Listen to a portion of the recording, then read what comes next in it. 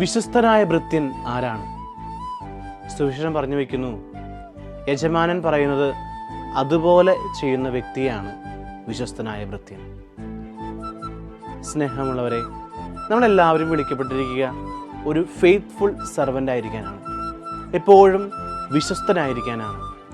ഒരു പക്ഷേ ചെറിയ ചെറിയ കാര്യങ്ങളായിരിക്കാം നമ്മെ ഏൽപ്പിക്കുന്നത്.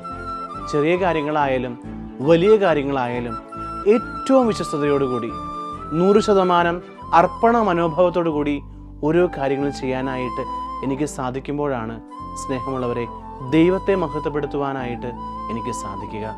അതുപോലെ തമ്പുരാൻ്റെ ഹിതമനുസരിച്ച് ജീവിക്കാനായിട്ട് നമുക്ക് സാധിക്കുക. ദൈവഹിതമനുസരിച്ച് ജീവിച്ചാൽ മാത്രമാണ് നമുക്കറിയാം സ്വർഗരാജ്യം എന്ന വലിയ ആ ഒരു സമ്മാനം നമ്മുടെ ജീവിതത്തിൽ കരസ്ഥമാക്കാനായിട്ട് നമുക്ക് സാധിക്കുക.